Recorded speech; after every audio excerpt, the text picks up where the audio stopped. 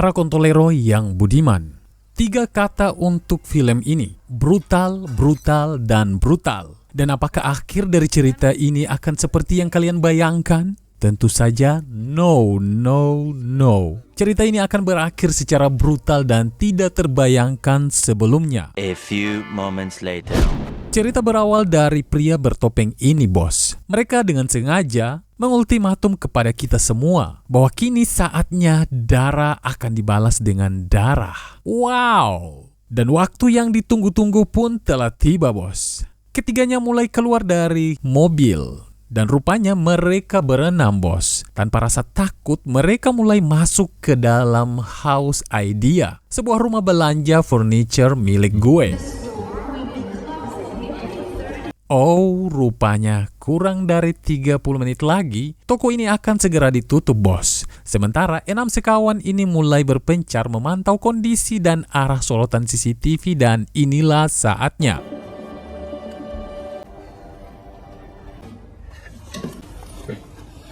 Oh my God, entah apa yang akan dilakukan oleh mereka ini, namun yang pastinya aku mencium aroma kentut di sana, bos. Sementara di sisi lain House Idea, seorang security penuh lemak bernama Kevin sedang dicaci maki oleh pimpinan mereka karena sikap kasarnya terhadap customer. Oh my God, ini tidak bisa dibiarkan karena pembeli adalah raja. Ia hampir dipecat. Beruntung negosiasi si Jack ini berhasil. Namun dengan syarat, si Kevin harus bekerja selama 4 minggu berturut-turut tanpa hari libur, bos. Nah, semula Kevin menolak mentah-mentah hal ini. Tapi daripada dipecat, mending kerja sampai mati sekalian.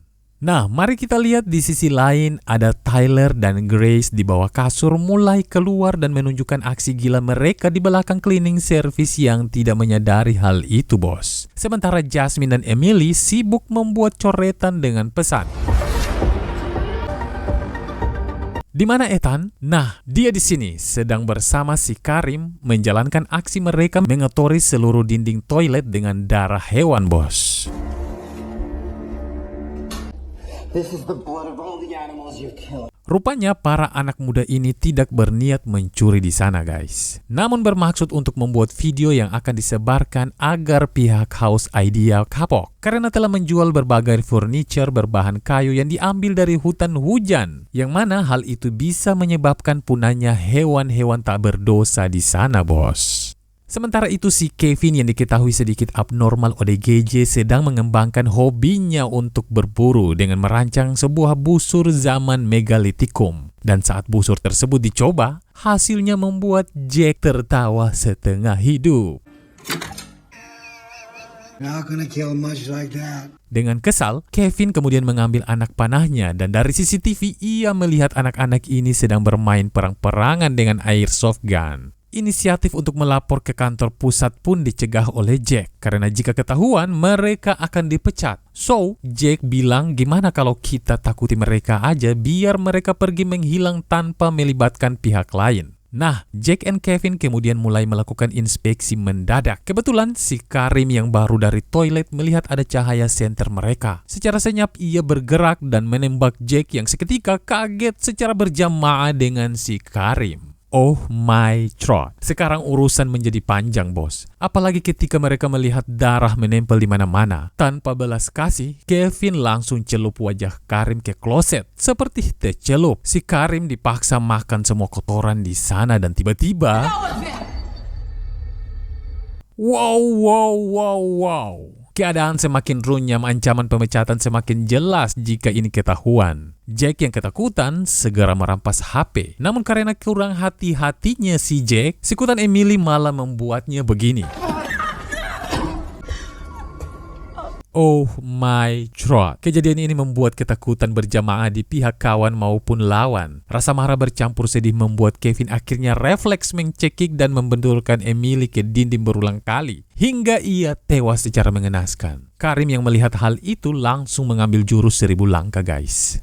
Nah, si Kevin ini sebenarnya terlihat takut dan menyesal. Namun saat akan membereskan jasad Emily, ia malah melihat pesan grup 6 sekawan ini, bos. yang ternyata sedari tadi memantau mereka seolah dijadikan mainan. Darahnya makin mendidih bos. Emily yang sudah mati akhirnya dibikin lagi tambah mati seperti ini bos.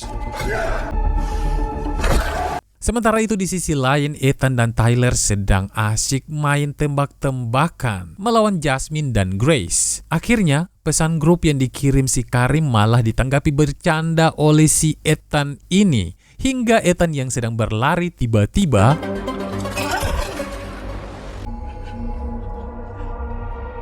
Nah, kini mereka mulai menyadari bahwa mereka sedang diburu oleh security psikopat ini guys. Wajah tengil mereka tiba-tiba berubah panik. Tak ada jalan keluar selain menghubungi 911. Namun ternyata, oh my god, semua pintu dikunci dan lihat saja naluri berburu pria berlemak ini makin menggila dengan tombak racikannya bos. Si Karim yang berada dalam toilet kini akan menjadi bahan praktek oleh security ini guys. Apalagi jejak sepatunya begitu jelas di lantai. Pintu didobrak dan yang ada cuman sepatu. Satu persatu pintu ditendang lagi dan si Karim yang ketakutan langsung. Nah, Kevin yang makin buas malah merancang jebakan mematikan dan kemudian menggunakan Karim sebagai umpannya. Tak ada jalan keluar bagi mereka dan Jasmine hanya bisa menuliskan pesan pada kaca berharap seseorang dapat menolong mereka. Mau tak mau, suka tak suka, mereka harus menyelamatkan Karim walau mereka sadar ini adalah sebuah jebakan. Nah sekarang Ethan berencana untuk menyergap security iblis ini bos. Dan ternyata ia bukanlah Kevin melainkan Jake yang dikira telah tewas. Oh my god. Sementara Tyler yang sedang berusaha congkel pintu dibuat panik dengan hadirnya Kevin di belakangnya. Dan saat akan berlari, inilah musibahnya. Di sisi lain, Ethan pun tak berdaya. Beruntung Jasmine datang untuk menyelamatkannya. Sementara Grace berusaha untuk melepaskan si Karim. Namun celakanya, si security lemak jahat ini semakin mendekat. Beruntung Jasmine menghalanginya dengan beberapa tembakan dan tiba-tiba... Oh my god, si lemak jahat ini makin marah bos. Dan si Grace yang akan mengambil jurus 1000 langkah tiba-tiba... Karim yang melihat hal itu berusaha menolongnya, namun ia harus menyelamatkan nyawanya juga dengan jurus kaki 1000. Kini Grace ditahan dan diletakkan di dalam freezer minus 17 derajat. Dan dari mikrofon, Kevin bilang ia hanya memberi waktu 15 menit untuk mereka menyelamatkan Grace dengan syarat 3 sekawan yang tersisa ini agar segera memasang sebuah lemari baru yang akan diganti dengan lemari yang telah dicoret oleh mereka guys. Dan beruntungnya mereka menarik box lemari yang tepat. Jika salah, maka nyawa jadi taruhannya bos. Setelah itu mereka malah berpura-pura terjadi kerusakan di sana. Padahal modus ini sengaja mereka gunakan untuk mengambil kunci pintu milik Jake yang telah tewas. Namun sayang setelah kembali, Kevin malah bilang kalau waktu mereka telah habis bos. Dan waktu berburu bagi Kevin telah tiba. Sementara Ethan, Jasmine, dan Karim harus menyelamatkan Grace. Bertiga mereka mulai bergerak secara senyap, penuh hati-hati memeriksa tiap ruangan hingga mereka menemukan Grace setengah tergantung dalam freezer. Oh my god, rupanya dia masih hidup dan mereka berusaha memotong putus tali. Dan tiba-tiba... Oh my god, celaka 12 guys. Semula mereka mengira ini adalah cairan asam. Namun mereka segera menyadari fungsi cairan tersebut saat lampu secara tiba-tiba. Oh my god, gelap gulita menyelimuti dan hanya mereka berempat yang tampak begitu nyata. Sangat mudah bagi Kevin si lemak jahat ini untuk menyantap mereka bos. Dan benar saja bosku. Satu persatu dari mereka dibikin hilang seketika secepat kilat guys. Kini yang tersisa adalah Jasmine dan Grace yang sengaja bersembunyi dan secara kilat Jasmine menghantam kepala Kevin.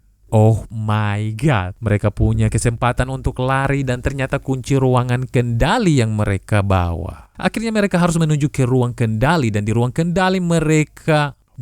kendali Jasmine melihat ada orang yang melihat pesannya di kaca guys. Betapa gembiranya Jasmine, namun rasa gembira itu berganti duka dengan Grace yang telah berpindah alam. Dan lebih celakanya, Kevin si lemak jahat pun muncul secara tiba-tiba di sana, bos. Dengan palutornya, ia menghancurkan kunci pintu dan apa yang akan terjadi di sana. Tak ada jalan lain lagi bagi Jasmine, kecuali mengambil anak panah milik Kevin dan si Kevin yang keburu masuk dibikin duduk secara tertib seperti ini, guys.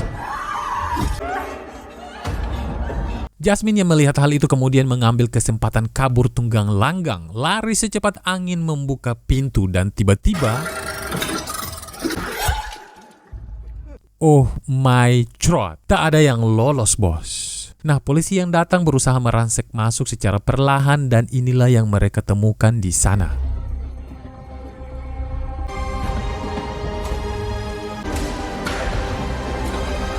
Namun eits, jangan lupa masih ada satu ranjau lagi di bawah box lemari. Dan saat house idea dibuka, wow, banyak sekali pengunjung yang datang di hari itu. Siapakah yang akan menjadi korban terakhir? Apakah yang ini? Atau yang ini? Atau yang itu? Dan ternyata, bye-bye.